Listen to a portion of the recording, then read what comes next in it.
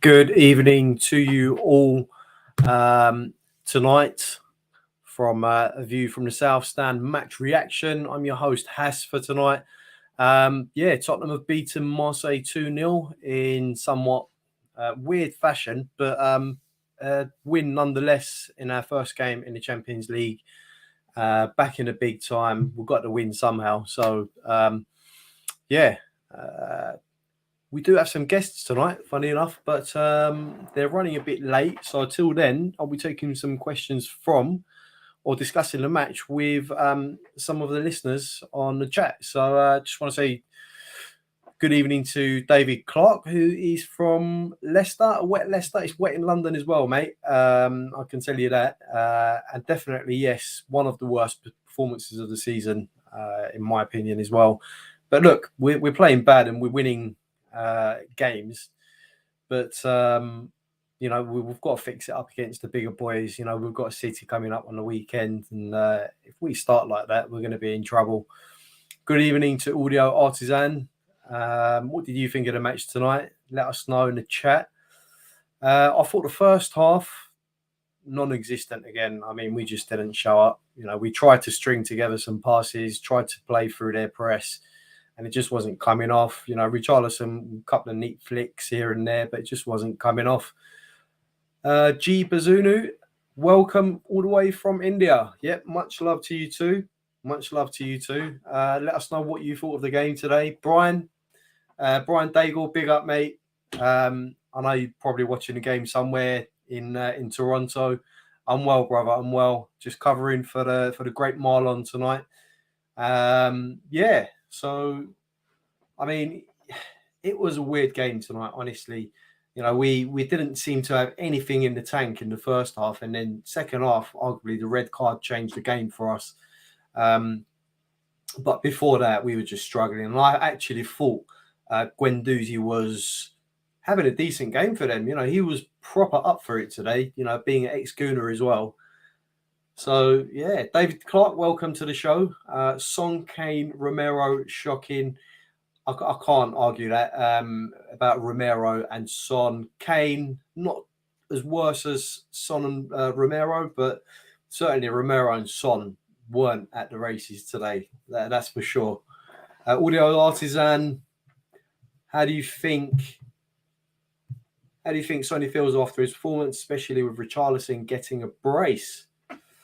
Well, it's got to be a kick up the backside for him.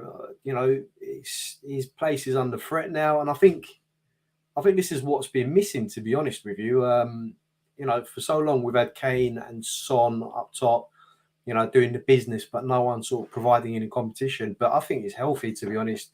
Now that Richarlison's got those goals, I think he'll be ready to go, for the rest of the season. And unless Son sort of kicks into gear, Richarlison's place in the team, it's going to be there. It's going to be there, certainly. So, yeah, I think the competition is good, but certainly Sonny will feel like, he should have bagged a goal at least today. G Bazunu, thoughts on why Conte didn't rotate the team? Only one change from the last match. If you look at the team that started today, you've got to play your best players at the end of the day. Champions League, for me, starting Perisic, it was a no-brainer. Clement Longley as well. He's got that European pedigree in the Champions League. So, I think he just went with some pedigree in the team to start players that, have experience. Play your best team. It's Champions League at the end of the day. And I think the plan was probably to get a lead and sort of be comfortable by the second half to be able to rotate the team, rotate the players earlier in the second half, but it didn't happen that way. Sue Smith, welcome to the show. I don't quite know how, but we're getting the job done. Big improvement needed for City, though. I cannot argue that at all. For City on the weekend, I mean, if they've seen that, obviously they'll be watching that. Pep would have seen that. First half, if the first half's anything to go by, the likes of Haaland's going to be licking his lips, so to speak, possibly a couple of goals easy. So we do need to fix up. We do need to get our players into gear. You know, we need to start the games a bit better. I know Conte's tactics are somewhat, you know, soak the pressure and counter.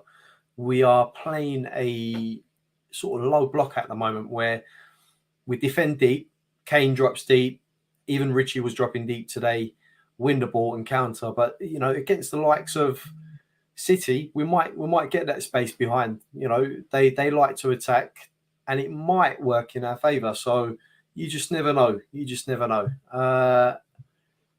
Why didn't Perisic push forward enough until they went down to 10 men?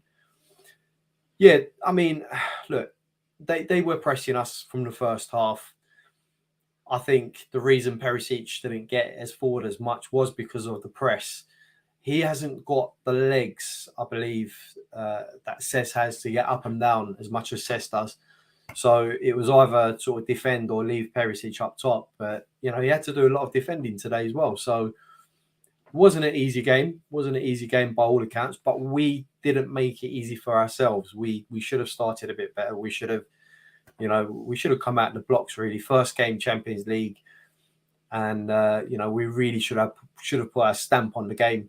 So, yeah, personally, I felt that the red card, I said earlier on, you know, just made a world of a difference. Our confidence come back. But even 10 minutes after the red card, you know, we still weren't at the races until a couple of changes. So, yeah. I know by reputation, their right side is their strong side. Perhaps Conte instructed him to control that side.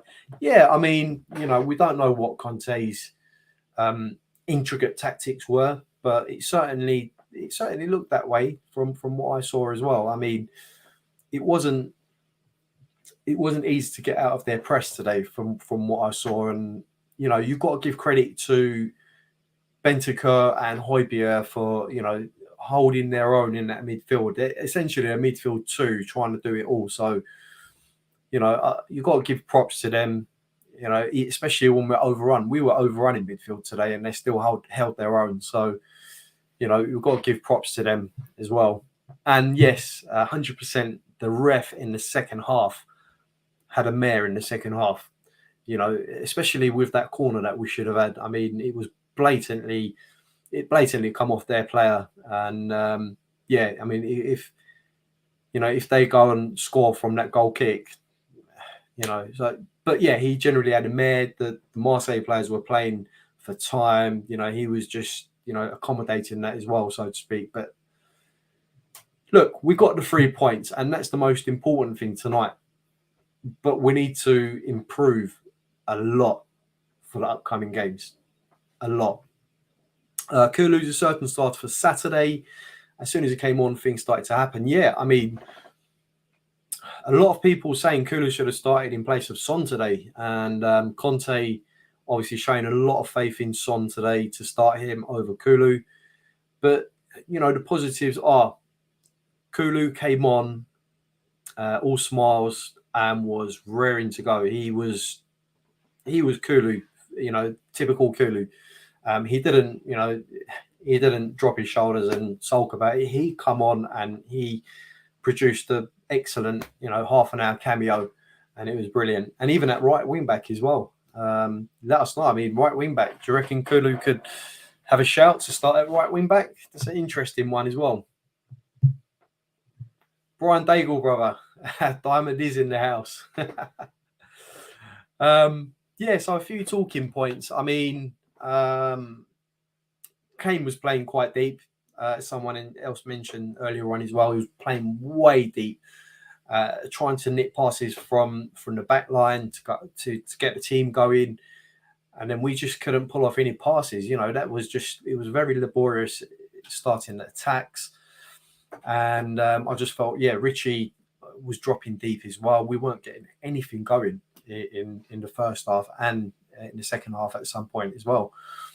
But yeah, let us know. Kulu at right wing back, could it be a thing? Who knows?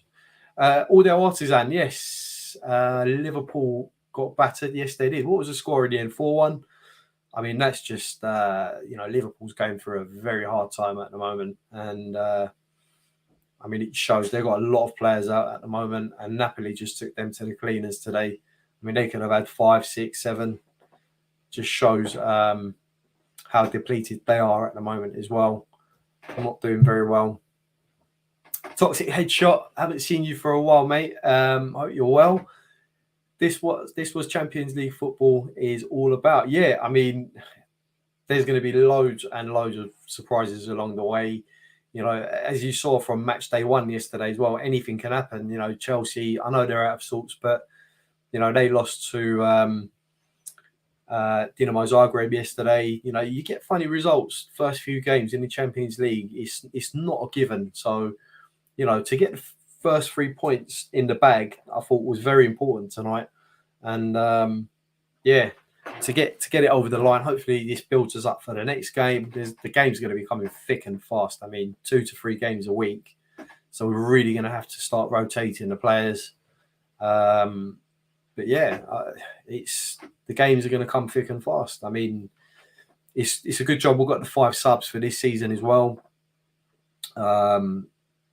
Yeah, let us know. I mean, what could have Conte done any different in the game today?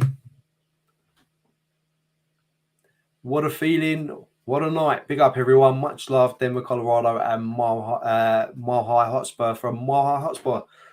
Welcome to the show. Yeah, what a feeling. What a night. I mean, it's always good to get the 3 points. It's always good to get the Tottenham win. And certainly good to get one over a few of the ex-Arsenal players in the Marseille team tonight as well. I'm sure a few Gooners were hoping for a Marseille result today, especially given that they had a few of their ex-players playing against us tonight. But yeah, luckily it wasn't to be. Yeah, man of the match tonight. I mean, what do we reckon? Who do you reckon man of the match? It's got to be Richie for me. I mean, popped up with 2 goals. Quality header. I mean, that first one, to get in the position to actually maneuver his neck, to actually head it in the first place. I mean, quality. I didn't think he had that in his locker. But he didn't do it once.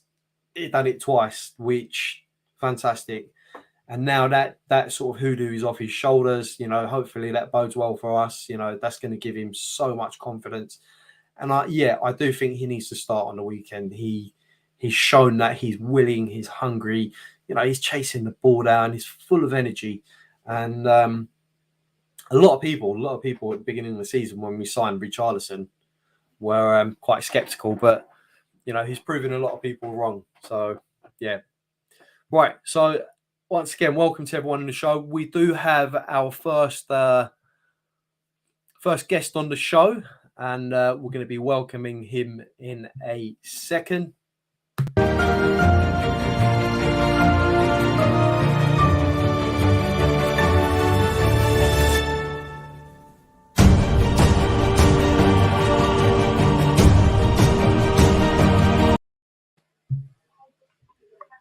Welcome to the show, Jacob. How is it going? How's it going? How's you all right, mate? Yeah, not too bad. Good to see you. I see you've got the black kit on. It's not quite the same, but we've got the black and gold on today. We've got the not far off. No, as long as the badge is the same, it's all good, mate. The gold equals to winners, mate. So yeah, there you go. What do you 100%. Say that again, sorry. What did you make of the performance tonight? Yeah, it wasn't great, but what I keep saying to people that I know that support Spurs is that I don't know how to explain it. You can't have both, because if you're going to have both, as in winning ugly or, you know, winning the wonderful, beautiful way, you're going to be Man City or Liverpool, because Liverpool and Man City have set a standard. They will beat you 6-0 by playing the wonderful football, but then if they're not playing great, they still win. So we're still a team that's learning. We've got people that are coming in. So for me, Tottenham have always been a team that always play great football. We've had your Modric's, your Bales, Berbatovs, but then we can go and play Wigan and lose 1-0 at home. So for me, I've been begging for an ugly Spurs. Do you know what I mean? It's not great, but when you look at the points that we've got in terms of the league and what we did tonight, a Spurs of old would have had them same results and would probably be 14th in the league, and we would have lost 3-0 to Marseille. So I'm not going to say I'm 100%, but my happiness goes a 7 or probably an 8 out of 10, because if Conte can get a better brand of football going as the season's going, because it's a long season, everyone's having a meltdown. We've played about 7 games. Get the points. Get the points while you're playing crap. And if we're going to play better, we're bound to get more points if we can get this amount of points playing ugly.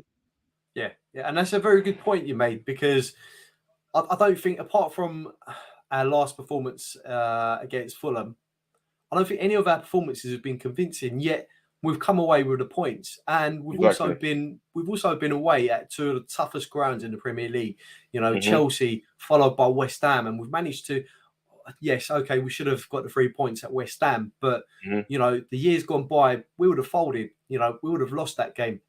But it just shows how far we've come, that we can actually stay in the game, win ugly, and it's what we've got to understand is that this is the way Conte likes to play, whether we like it or not. We're not going to play pretty football every game, but if it means that it's going to bring us some sort of silverware, then I'm sure most fans will be happy with that. Absolutely. But what do you make of the first half of the game? Because it was a weird game. We sort of started off, first 5 minutes, I thought, we look up for this. And then as soon as they got their midfield in place, they stifled us and just pressed us high. And I thought Guendouzi had a very good game against us, especially in the first half. I mean, what do you think? Yeah, Guendouzi was going to have a good game. He's ex-Arsenal, fans booing him. And to be honest, I think he's a good player. Like, the fact that Arsenal sold him for 12 million is a madness. But I agree with what Jermaine Genius was saying. It was like the way that Marseille set up, they literally had 4 players pressing, and they left such a gap between the defence and the midfield that literally a ball over the top that was controlled properly, we could have scored 3 or 4 if we played it right. But it just got to the point where Son was taking an extra touch. Richarlison would try a flick instead of like holding the ball down and then looking for the pass. Harry Kane wasn't getting himself into the game. So the first half, it weren't great. But it's weird because normally, if Tottenham are playing that bad, I'll be shouting at the screen and going mad and saying, like, what's going on? But having Conte for the best part of a year now, even me as a fan, I've changed my perception on Tottenham. It's like we could be playing crap, but I'll go into the kitchen and go and get a beer because something inside me feels like we're not going to lose. Like when we played Chelsea, we were getting battered. We were getting absolutely battered. But I remember sitting there saying to myself, well, as long as Chelsea don't get a 2-goal lead, we ain't going to lose this game. And that's what happened. So I think he's instilling a mentality in the players, which is the most important thing. But then it's got to the point where I'm not saying every fan is feeling into the philosophy, but I know quite a lot of Tottenham fans that are the same as me that have supported Spurs for that amount of time. And the nervousness goes out of it. We know we're going to play rubbish. We haven't got a number 10, all this, but I just don't feel we're going to lose games. The weekend is going to be a big test. But, even when we're playing Man City away, I feel that as long as they don't go 2-0 ahead, I'm confident with the front 3 or front 4 that we've got now. 1 chance, 1 goal. Yeah, absolutely. I mean, I have to agree with everything you just said there. I have to ask you as well, what do you make of the tactics at the moment? I mean, we're playing the low block, essentially. We've got almost 11 men behind the ball every game. And it's sort of like win the ball and make the run.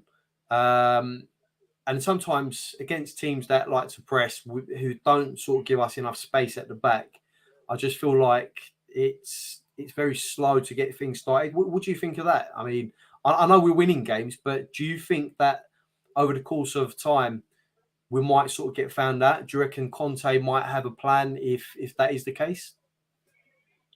Yeah, well, I wouldn't go as far as saying Conte will have a plan, but this is what, I've been on the shows here and other shows saying that, people are saying, oh, we don't need Eriksen. But it was just like with Eriksen, I wasn't going to sit there. A lot of people, when I said about Eriksen, were thinking that if we bring Eriksen in, Conte he plays a 3-4-3 or blah, blah, blah, blah, blah. But I was saying that when Inter won the league, a lot of the time he was playing Eriksen in a 3-5-2. But then there was times where Eriksen would be on the bench and that would be his game changer. So I watched Inter Milan quite a lot when they won the league. So it'd be like Lukaku and Martinez up front. They'd have their flat back 5 or whatever you want to call it, and their 3 in midfield or 2 in midfield. But then it got to the point where they'd be drawing 0-0 at home to say AC Milan or a lower league side, and they would bring Ericsson on just to pick those passes. So for me, yeah. I'm not saying that. A lot of people, when I say a number 10, people seem to think that I'm saying like a number 10 to start. I'm not saying that. Like if you got a James Maddison, like went and got him. Now, if we're trying to open up the game and Maddison come on today, regardless of them having 10 or 11, we win the game because he'll probably bang a long shot, set up a goal from a set piece or score a set piece himself. Whereas we haven't got that in a minute. We saw Harry Kane take, we see him take a free kick again, which we all know doesn't work. Son wasn't the best with his free kicks, and in overall, Son isn't great on form, full stop. But like you said, with these low blocks, that's the one concern for me because, like for instance, when we played West Ham just turned up and said we'll do a Tottenham against Tottenham, and if any team turns up and does a Tottenham against a Tottenham, we ain't got the creativity to do that. So we're kind of relying on Harry Kane to drop deep and then get on the end of his own pass. I think all the artisans asking you to. I think it's a line from Lockstock. I think it's from Lockstock. Was it saying? Jacob, could you please say this line? If your name's not down, you're not coming in. I can't remember. It is from Lockstock, isn't it? It is from If your Lockstock. name's not down, you're not coming in. It's like a bouncer or something, apparently. Yeah. That's quite funny. All the artists. That's quality. That's funny. So obviously, first half come to an end at 0-0. We're thinking Conte's going to get into these players. At half time they're going to come out a different team. But essentially, we come out second half. It's almost. It wasn't like the barnstorming start to the game, but then Harry Kane, slipped that ball through to Son, and he was in a race, and ends up getting a red card for Mbemba. Is that what his name was, Mbemba? Yeah. And I think, from that point, it sort of changed the game for us because we're now, 10 men, tails are up. I think it changed the game for us. I mean, what do you think?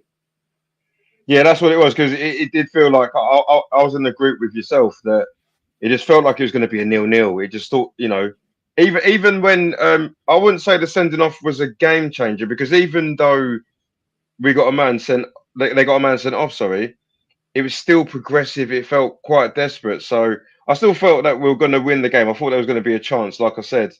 And if we get to the end of the season and we win trophies and get back into the Champions League, and we're nicking games just because we've got Richarlison, Son, Kane, and Kuzelewski, I'll be all right with it at the end of the season. But I think, we need to have a look at it possibly in January. I think the reason why we haven't signed more players than we should have is for the sheer fact that this January transfer window is a bit different to most of them because we've got a World Cup coming in. If players come back injured, then Daniel Levy says, well, you spent all the kitty, then what we're going to do? We could get to the point where we're, top 3 in the league, do more in the Champions League. But then if Kane, Son and Kuzelewski come back from a World Cup injured and we haven't got any money left, you're relying on youngsters, aren't you? That's a very interesting point you made. I don't think we have too many that's going to miss the World Cup. I think Basuma's one that's not going. With a few others as well. But yeah, certainly we need to look at the January market and we need to be clever about it because I think if we get a couple of injuries, I'm thinking perhaps a loan signing here or there to tide us over till the end of the season wouldn't hurt us. But yeah, you're absolutely right. We're going to have players coming back and, injuries are quite common when it comes to World Cup. So yeah, definitely.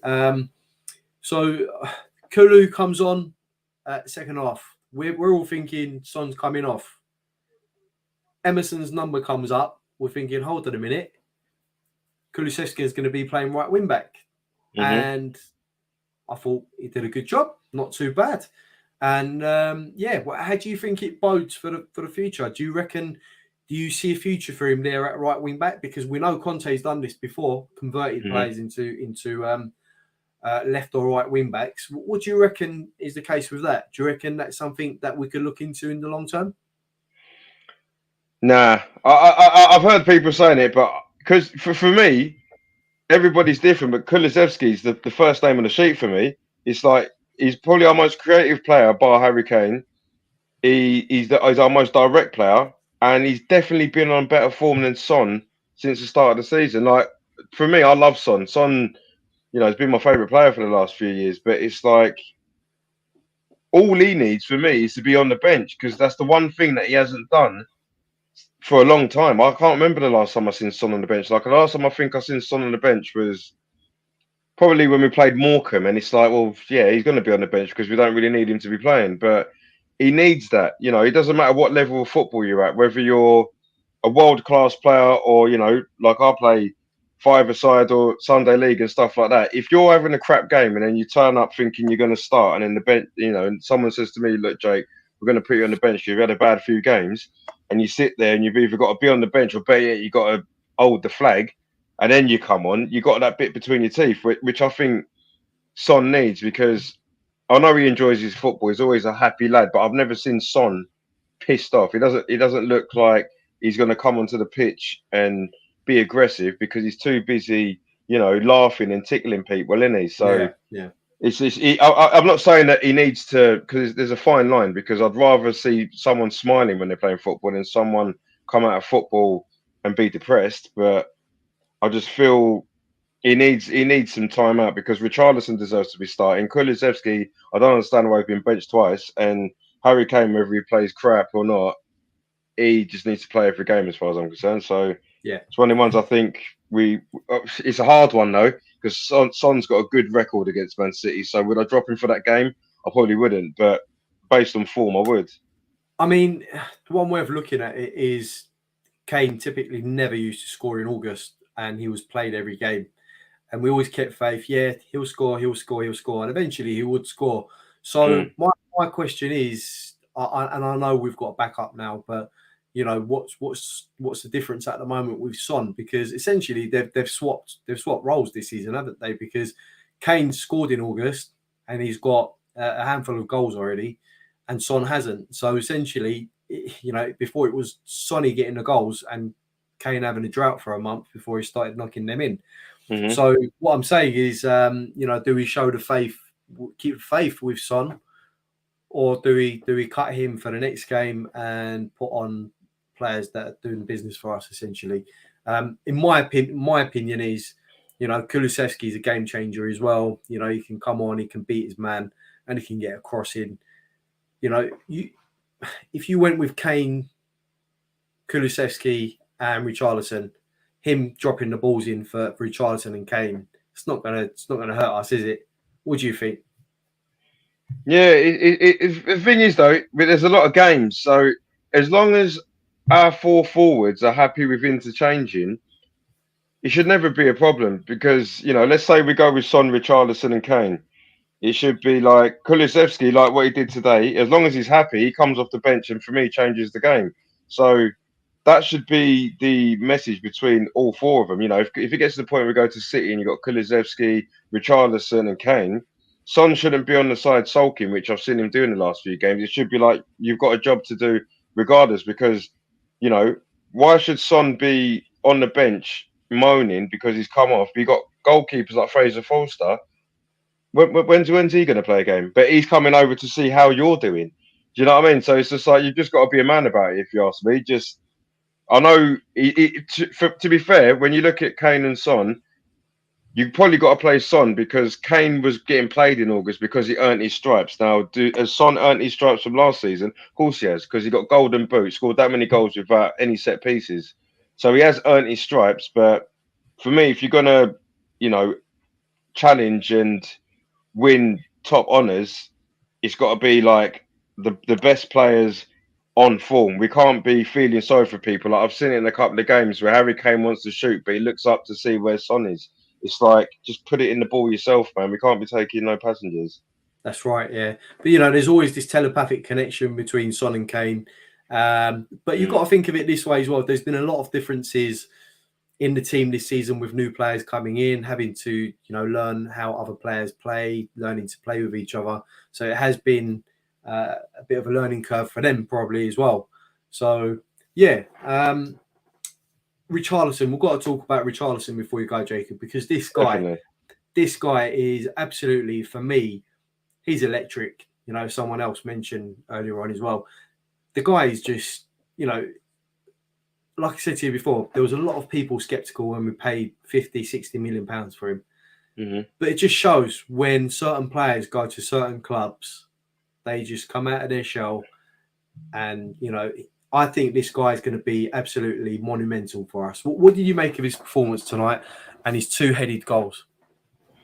Yeah, it's just like one word to describe him is a nuisance. Now it's mad because when he was in Everton Blue, I used to cuss this geezer as to the moon. I used to think, oh, what a little prick! Like if I played against him, I'll get sent off.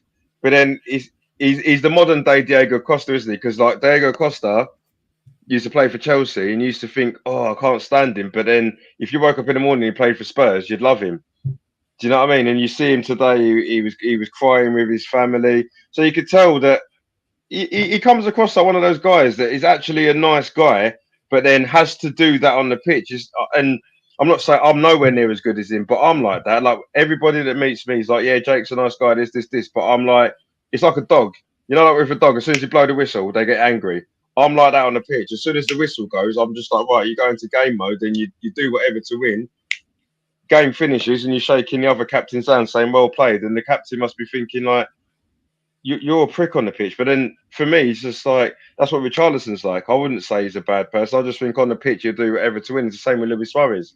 I guarantee if you had a cup of tea with Luis Suarez you probably think, well, why are you biting people? But it's just like he's got such a will to win. So with him I love him. You know what I mean? It's just like he's a nuisance. He'll do the dark arts as well. You know, I don't like diving, but if everyone else is going to do it, then we might as well do it. Do you know what I mean? Because everybody don't like diving, but if Harry Kane dived in the World Cup final and picked up the World Cup, we'd all love diving, wouldn't we? So, well, yeah, who are we to complain? This is what I'm saying. For me, it's just like you take the rough with the smooth. I love Richarlison, but I'll be happy for him to start against Man City.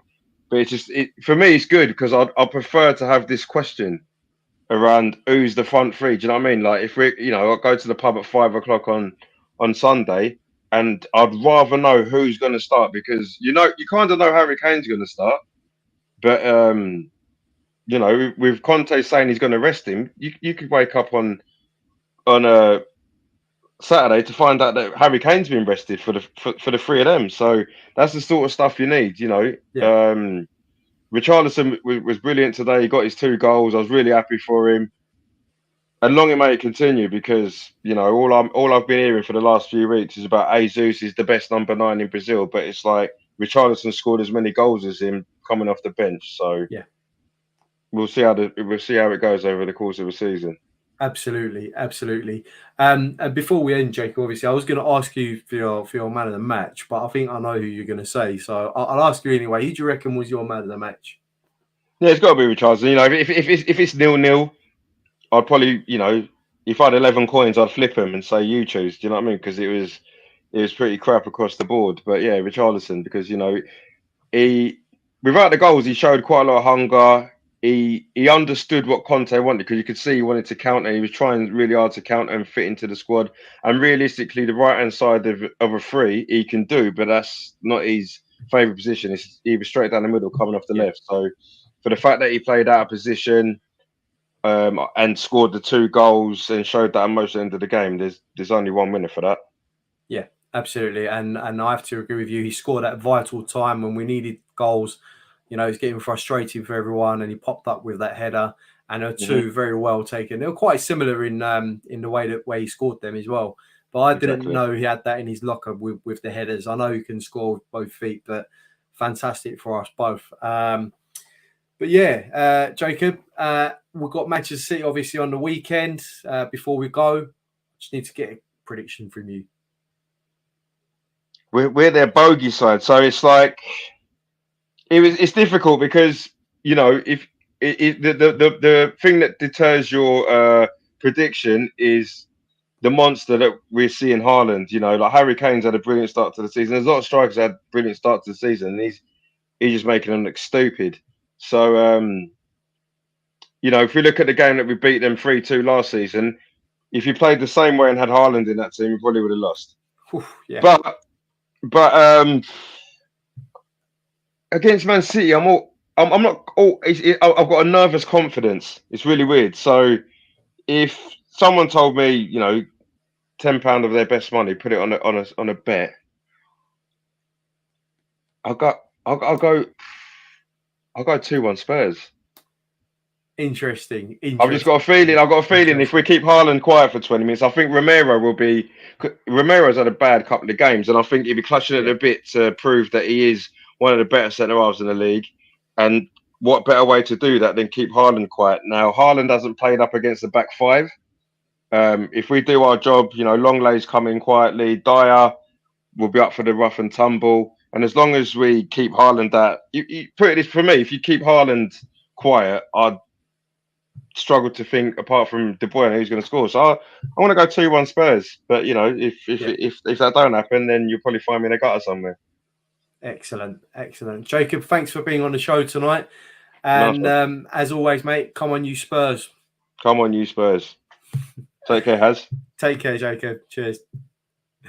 Right, so before I bring on my next guest, final guest, I just got to send a big shout out to everyone in the chat so far. Ellie, nice to see you again. David Clark, Tom Markinen, haven't seen you before, but nice to have you on the show.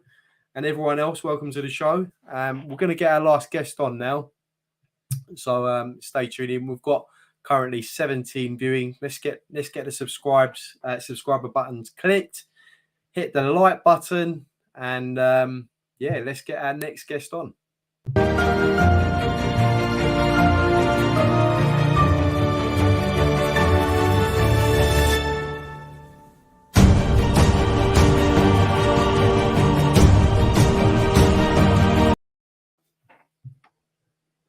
Welcome to the show, none other than Justin, JJ Coda, aka. How you doing, mate? How do you think? How you doing tonight? And what do you think of the score today? Yeah, I'm good. I must admit, I was a bit worried as the game progressed because I thought that we'd kind of gone backwards in terms of from what we'd done so well at Fulham to what we had done in games leading up to it. So I think the thing that obviously worried me was that Marseille came with a plan. I think they came wanting a point. They'd have taken a point even before 10 men. The way that they very much set out was, we're not going to push forward. We're just going to keep it tight. You've got to break us down. And even when they got the sending off, you could tell that it didn't really change too much for them. It just meant they didn't have an outlet. It was pretty much then defense against attack. I think that was the only frustrating thing for me from it, was a case of, oh, here we go again. But we found a way. We found a way. We got the goals, and overall pleased considering some of the other results that the English clubs have had. I think we're finding that people are not getting overawed by English clubs. I think they are taking the game to them. I mean, obviously Marseille didn't. I think it was just clear they wanted a point and they'd have been happy with it. But we are seeing with other English clubs, they're coming against teams that are taking it to them and want to get a result. And I think the fact we've got the 3 points on the board, we've got Sporting next, which I think will be a tough test, especially as our old boy Marcus Edwards is doing well for them, got a goal and assist for them. So that will be a challenging game, but ultimately got the job done. And I think that's the thing that, Conte is just trying to instill, even if you can't play well, get the job done. And that is what we're seeing. So disappointed with the performance, but a win's a win. Simple as that. Absolutely. And let's not forget, Justin, Marseille, they've been playing well for the last few weeks. They're top of the French league at the moment. They've been playing some good football. They've done great business in the transfer window. They've brought in some decent players. I know Alexis Sanchez was not available for the game tonight, but arguably he's been a good addition for them. He scored a few goals for them in the French league, and they're top in the league at the moment. So it wasn't a foregone conclusion that we'd get anything out of this game necessarily. But like you said, they came with a plan. They overran the midfield in the first half. They pressed us well, and we just couldn't get going, and they capitalised on that. But luckily for us, they were a bit toothless up front. So, but the first half performance, I felt like a lot of our passes were quite sloppy and misplaced. Is that worrying for you? What do you make of the first half sort of performance from the players? And also, just to add on to that, what did you make of Hotspur and Bentancur's performance as a whole? Well, I think, to be fair, Højbjerg and Bentancur, they just go hand in hand, really. It's almost as if you look at them as a partnership, and they kind of, I thought they did okay. I think they weren't as good as they have been. I think, we've seen those two, and as I said, they have gone hand in hand before, but there was just a feeling watching the game that it was almost as if Marseille were just not bossing it, but were just content with how they were managing it, which was very surprising for me. Normally what you have with Bentancur and Højbjerg is Bentancur is the one who sort of, breaks up the play and just gets it, pass it on to Højbjerg, who is now the one seems to be driving forward. But they just seem to be, they seem to do okay, but it wasn't at the level I'd have expected, and I think that's the difference. That's the one thing we can take from where those two have come to, is that they are reaching a level now where what we saw tonight wasn't normal. It was okay, but it wasn't spectacular. And I think one of the things that the team really needs is where we've said it. I think everybody has said it. I know you've said it, Hass, I've said it.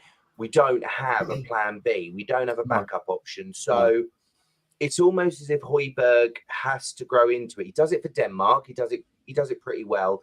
So it's almost as in that could be what Conte is trying to instill, is almost this whole Bentancur keeps deep and sort of just breaks up the play, pass on to Højbjerg, and Højbjerg's one going forward and sort of integrating himself within an attack or just trying to get the ball out. So I think, though, what we saw with Marseille was they were very good, as you said. They sort of packed the midfield and sort of helped keep them, really sort of not able to get out.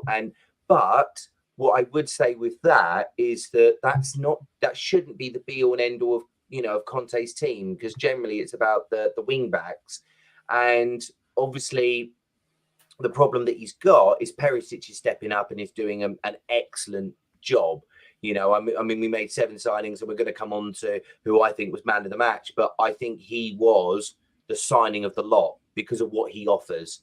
He offers so much more than I think any of the others do. But the problem is, on the other side, Emerson is doing okay, but no matter how you try and dress it up, he ain't a wing back. He's a right back. He could be a centre back. He ain't a right wing back. It's as simple as that. And the problem there is once Marseille had packed that midfield, it made it very difficult, because kind of they knew that they didn't really have to worry about what Emerson was doing so much in terms of an attacking point of view. It was more Perisic they had to worry about. So it kind of made it almost a bit sort of tricky from there. But hopefully, that is just a blip. We've got a very tough game coming up, and hopefully they can. The only worry possibly is that will City line up similar to that to stifle those two again? Yeah, I mean, I doubt City's going to line up similar to how Marseille did. They just have so much talent going forward that I don't think they necessarily changed the style of play. Certainly not the style, but definitely not the system that they play. And I mentioned it earlier on before Jacob come on as well. I know it's going to be a tough game, but the way City play and the way they set out, they always leave space in behind. And, most of the time they outpass you in the game. They get forward, you're worrying about them attacking you and, to be able to sort of get forward. So I think we might get some joy on Saturday against City if we can utilise that space behind them on the break. There's no doubt about it. We're going to start the game defensively, soak the pressure. I know last time out we sort of cut the wings. We cut the middle off, and allowed them to go down the wings because they never had anyone in the middle. But the problem we have now is they have Haaland in the middle. So you allow them to go down the wings and inevitably going to cross the ball for him to head in against the likes of Dyer or Romero, who's not very good in the air either. So, yeah, I don't think they'll change the way they play. But coming back to the game, what did you make of not so much the system, but, I mean, did it worry you the way the players performed in the first half because of the previous performances, quite similar? It's a worrying trend. Are you worried about it going forward, at all? Or do you think it was just, players have one eye on the weekend, or some of them, have competition for their places, I think ultimately there were certain probably factors. Obviously, as I said, it's the first game. It's at home. Tottenham would have wanted to get the points on the board. If you lose, you're on the back foot, and it can be really sort of tricky to sort of come up from there. I'm not really worried too much about it because although it's not been great, we've been winning, and ultimately one of the things that we couldn't do for many years, even under Poch, was play badly but still win. It was a case of it was spectacular or we were rubbish. It was never sort of anywhere in between. And what we have seen with what Conte is doing is it's almost instilling into the players, if you're not playing well, just don't get beat. It's almost that, fighting mentality that if you can at least, okay, it may not go great. But I think what we have also seen is where he's worked a lot on their fitness and things like that, we're seeing that Tottenham are able to stay in games. We saw it there tonight, even, when it came to the 70th minute, we would have thought, well, are we actually going to do something here? We just kept going in terms of what we saw. They got the goal in the end. They just broke them down. And I think that's the one thing that we haven't had for a very long time is this, yes, you don't want to have a first half where you don't play great, but you just know that as long as they're still in the game, they've got a chance of winning it. And that's one thing that I think has been lacking. So, yeah, it was a disappointment in terms of the first half, but I always felt that Tottenham, I was never really worried, even when it, got up to 70th minute. I was like, there'll be chances. Obviously, when they were down to 10 minutes, I thought there'll be chances because we obviously had the four of them on. And you just felt there's no way that Marseille would have been able to keep all four of them quiet. And I think the game also changed when Kulusevski came on because he offered so much more than what Son did. Absolutely. And I thought Kulusevski during his cameo period in the second half performed excellent. And for me, it shows the sign of a quality player when, you can put them as a substitute, but they'll come on and give you the same level of performance as what they would if they started the game. And for me, that's the signs of an excellent player. Last season he was subbed and then he came on again as a cameo. I can't remember who it was against. Might have been Aston Villa. I'm not sure. But he was excellent. And tonight, again, he come on and straight away he beat his man on the byline, got the ball. He couldn't get the ball in, but he was a nuisance and it was brilliant. And that was from right wing back today as well. The substitutions of Tanganga and Davies. Now, a lot of people looked at that and thought, what's going on? Because it's 0-0. We need to get a goal.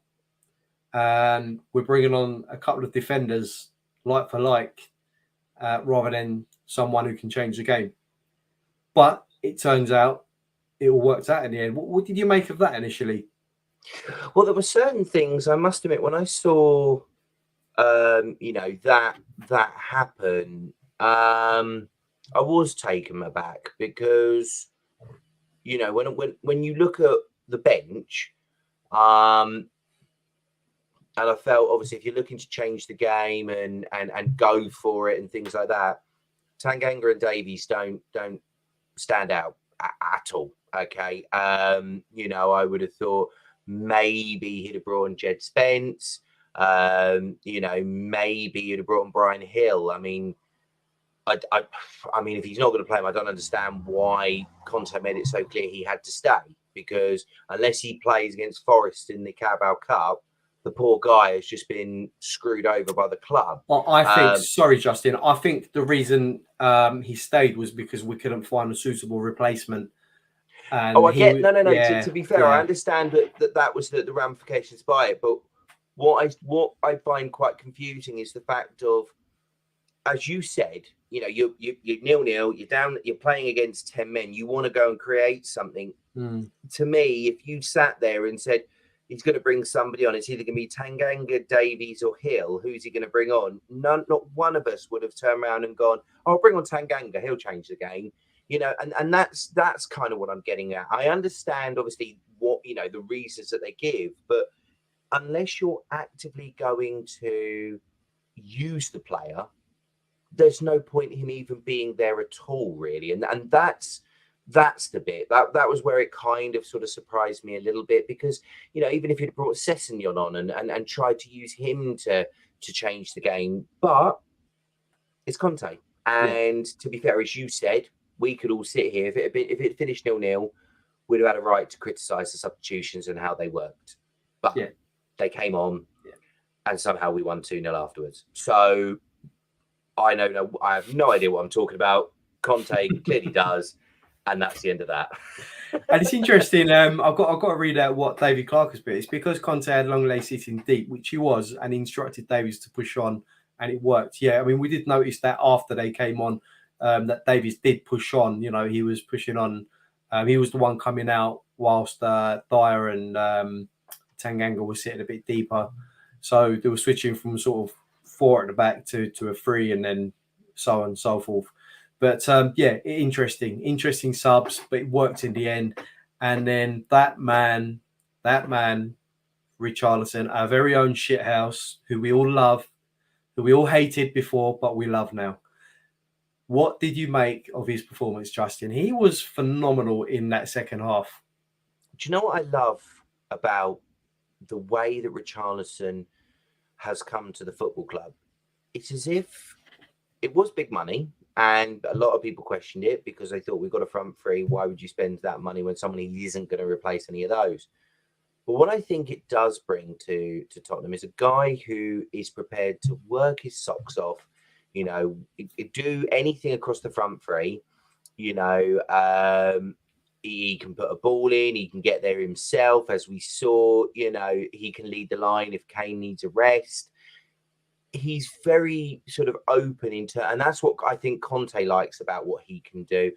And I think that is where it really made a difference. It was a guy who, full of confidence, very much belief in himself, who was able to turn around and basically put himself about. I mean, he is I must admit, I saw him at Everton, and I didn't think he did too badly at Everton, you know, considering last year where they were struggling and he was having to lead the line while Calvert-Lewin was injured, you know. So this is somebody who knows what it's like to have the weight of the world on his shoulders, and it kind of feels a little bit like that's what he's thriving on at the moment, is the fact that he's having to challenge himself to get ahead of, whether it be Kulusevski, whether it be Son, whether it be Kane, you know, and get out there and really show what he can do. And I think that is exactly what we need. You know, it didn't matter. He just got himself into those positions and took his chances. And the fact that, I mean, it'd be nice once Sonny gets to this position, but where we're now starting to see, because I think, you know, one of our best seasons that we had, you know, was when we had Eriksen scoring goals, when we had Dele Alli scoring goals, when we had Harry Kane scoring goals, Heung-Min Son scoring goals. That was when we had probably one of our best seasons, because there was goals coming from everywhere. And we're starting to see more of that. You know, Kulusevski's got goals. You know, Richarlison has now got goals. You know, Kane obviously has been sensational. And you just hope that Son will come to the party, because that will then mean that people can't sort of sit back and go, well, if you stop Kane, you stop Spurs, or if you stop Son, you stop Spurs. Now it's a case of they've got to be wary. And I think that was where the real sort of difference came in. When we had all four of them on the pitch, Marseille were almost, obviously they were down a man anyway, but we're having to sit there and think, who on earth do I stop here? Because in effect, any one of them could score. And obviously it was Richarlison's turn to do that. So he brings something different to this team. He's got fire in his belly. And I know we've talked about his whole shithousery and things like that, but I haven't got a problem with that. It's somebody is going to come on, is going to rile the opposition, get under their skin, and is going to put us in a position in terms of giving us different options. And just quickly on David Clark's point, we won 3-0. I believe Conte was there with he was Conte well, there, Paratici was there, I think. I think Toure was there, and I think Defoe there as well. Defoe was there as well, and it's good to see that the manager's keeping a close eye on the academy players as well. But coming back to Richarlison, I do liken him to. He's what Gattuso would have been if Gattuso was a striker, if you know what I mean. A striker version of Gattuso. He's an absolute terrier of a player. He's a bully, and like you said, he'll do the dirty work and he'll do whatever the manager asks of him. So very happy with him. I can't wait to see more of Richarlison and what he can do for us. But we've got the 2 goals. It was pretty much plain sailing after that as well. And we preserved a few of our players by making our substitutions, bringing on players to keep others fresh for Saturday. So all in all, a good night. 3 points gained, first game of the Champions League. We're now moving along onto Saturday against arguably one of the best teams, if not the best team in Europe at the moment. I'm going to ask you for a quick score prediction and what our chances are, as well as a man of the match for today's game. So I'm going to get lynched for it, but I think it'll be 2-1 City, because I just feel watching Haaland, I've seen him through the games, and I've just sat there and thought, this guy can can drift in, he can muscle in, he can do whatever, and I just feel that he is as good as Harry Kane in my opinion, and bearing in mind how young he is. And I think when you look at when we played City last year, one of the things we all said, if they'd had Harry Kane in their team, they'd have won the lot. You'd have gone home. Just shut up shop, go home. It doesn't matter. It's done. And they've gone and brought in a younger version of him. And that is what I do see, is somebody who I think, you look at, and even if you look back through old Haaland interviews, he talks about watching Kane and how he played, and you almost think that is what he is going to become, is what Kane is then and what Kane is now. And that's a scary thought. That really is. When you've got somebody like City who like to dominate the ball, like to have options, and can put a whip across in with arguably one of the best midfielders in the world in Kevin De Bruyne, I just feel that we would have to be fully focused on it and be playing out of our skin. And there's just a feeling that, Dyer, I can't see Dyer managing him. I know it would obviously probably come down to Romero, but I just feel if Romero, we know that he can be a bit rash at times, and I just feel if obviously he gets pulled out of position, Dyer against Haaland, that would just become messy. But we are their bogey team. I think, as you said earlier, there will be chances to score. I just feel that with Haaland, it is. If they didn't have Haaland, I'd say we'd win, no problem at all. But I just feel with Haaland in there, unless Tottenham can absolutely just keep him quiet. If they keep him quiet, then it's a different game. But to me, I just think the way he has started has been sensational. And I think it'd be a sensational performance from Spurs to be able to do it. So we'll just have to wait and see. But no, my gut tells me I think 2-1.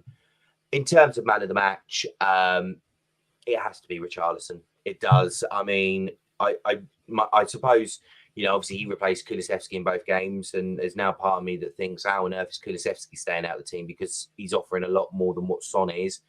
And I feel that Tottenham, if they want to win on Saturday, you know, I know he's a Golden Boot winner, but Son has to be benched, because you can't. They're trying to almost, with Tottenham, get him the goal to hopefully kick things on. It's going to be to the detriment of the team at some point, isn't it? Exactly, and that's the whole point. I can understand you try and do it against the likes of Fulham, you know, Southampton, and teams sort of like that, Wolves. You can understand it. This is Man City. You get a chance, you need to take it, and you need players who are confident, in form, and will do that. And I just believe that, you know, if I was going into that game against City, I know that Son has done well against City, but this isn't a Son in form. You know, this is a Son who has looked out of sorts, hasn't scored, you know, and it's not just that, but the players that are knocking on the door are doing a better job. They really are. So for me, you know, if we are serious about winning that game, I think it has to be Richarlison, Kulusevski, and Kane, you know, but my man of the match, I'd have to give it to Richarlison. He was a difference maker. He really was. Excellent. And he did take his goals very well tonight as well. And on that, to add to that, my man of the match would have been Richarlison as well. And just as I mentioned earlier on as well, a special mention to Højbjerg and Bentancur as well, because I thought, even though they were overrun in midfield, they held their own, and they continue to hold their own week in, week out, despite being outnumbered. That brings us to an end of the show. Justin, thank you very much for being with us tonight. Thank you very much. And make sure you do tune in for the match reaction on Saturday. Everyone in the chat, thank you very much as well. We will have a match reaction straight after the Manchester City game on Saturday, round about 7:30 in the evening. Hopefully we've got much to cheer about on that day as well. So for tonight, I'll bid you all a very good night, and rejoice until Saturday. And as always, come on, you Spurs. Come on. Right. Like I said, make sure you tune in on Saturday for the match reaction for Manchester City. I believe it will be Marlon hosting on Saturday with numerous guests. But for us, for now, it is goodbye, and see you all on Saturday. Come on.